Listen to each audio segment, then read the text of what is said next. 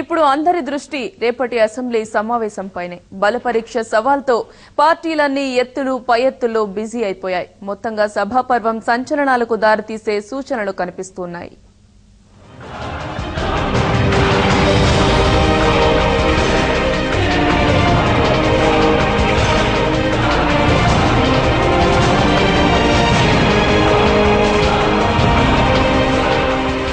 శాసనసభ, శాసనమండలి రేపు సమావేశం అవుతున్నాయి.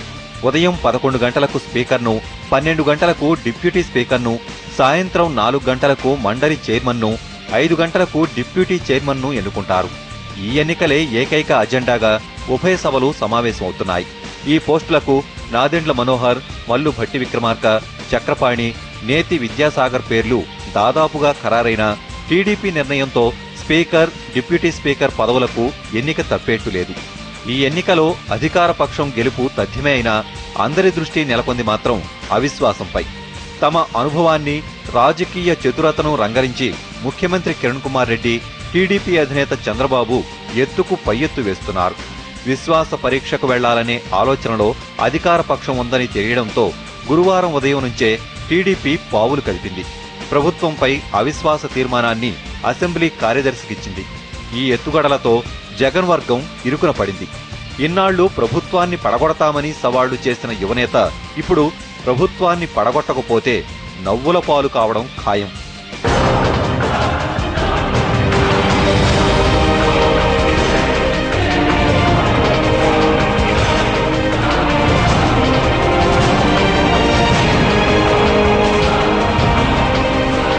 వాస్తవానికి శనివారం నాడు స్పీకర్, డిప్యూటీ స్పీకర్ ఎన్నిక తప్ప ఇతర అంశాలు చర్చకు వచ్చే అవకాశం లేదు. టీడీపీ అవిశ్వాసంపై నోటీసు ఇచ్చినా చర్చ జరగదు. కొత్త స్పీకర్ నేతృత్వంలో జరిగే బీఏసీ సమావేశం ఒత్తిడి తెస్తే మళ్లీ సభా సమావేశాలకు తేదీలు ఖరారు చేస్తారు. అయితే ఎమ్మెల్యేల బేరసారాలకు అవకాశం ఇవ్వకుండా, జగన్ శిబిరానికి ఎలాంటి వ్యవధి దొరకకుండా తొందరలోనే ఈ తేదీలు ఖరారు చేసే వీలుంది. బహుశా వచ్చే వారం అవిశ్వాసంపై చర్చ జరగొచ్చని అంటున్నారు. ఒకవేళ స్పీకర్, డిప్యూటీ స్పీకర్ ఎన్నిక తర్వాత ధన్యవాదాలు చెప్పి సభ నిరవధికంగా వాయిదా పడితే పరిస్థితి ఏంటనే ప్రశ్నలు వస్తున్నాయి. రూల్స్ ప్రకారం సభ మొదలైన గంటలోపే అవిశ్వాస తీర్మానంపై నోటీసులు ఇవ్వాలి. ప్రోటెం స్పీకర్గా జేసీ దివాకర్ రెడ్డి ఉంటారు. ఆ సమయంలో అసెంబ్లీ కార్యదర్శికి టీడీపీ నోటీసిస్తే తీసుకుంటారా?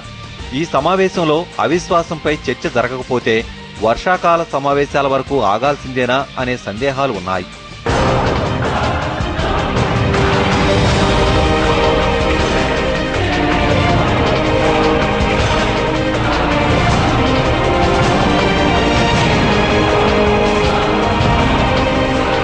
అధికార పక్షంలో మరో వాదన కూడా వినిపిస్తోంది.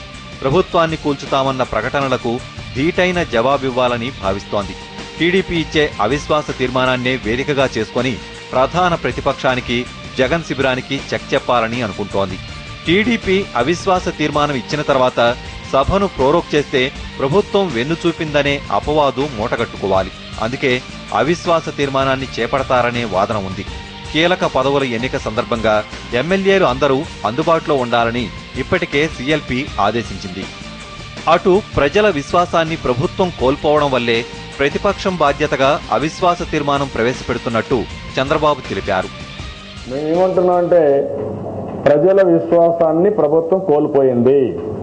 కానప్పుడు ప్రతిపక్షానికి ఉండే ఏకైక ఆయుధం అవిశ్వాస తీర్మానం.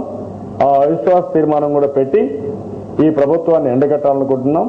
అందుకనే అవిశ్వాస తీర్మానం పెట్టాం. ఈ పరీక్షలో నెగ్గుతామని కిరణ్ సర్కార్ ధీమాగా ఉంది. 2014 వరకు కాంగ్రెస్ సర్కారుకు ఢోకా లేదని మంత్రి బొత్స సత్యనారాయణ, ఇతర నేతలు చెప్పుకొచ్చారు.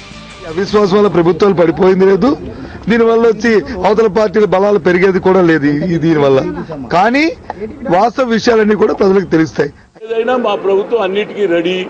మేము అవిశ్వాసాన్ని తప్పనిసరిగా ఎదుర్కొనే దమ్ము మాకున్నదనేది నా ఉద్దేశం. అవిశ్వాస తీర్మానం పెట్టడం అనేది ప్రజాస్వామికంగా డెమోక్రసీలో ఒక భాగం. అవిశ్వాస తీర్మానం అంటే కేవలం గవర్నమెంట్ దించేయడం కోసమే కాదు. ఈ పరిణామాల నేపథ్యంలో ఇప్పుడు అందరి దృష్టి జగన్ శిబిరం పైనే ఉంది.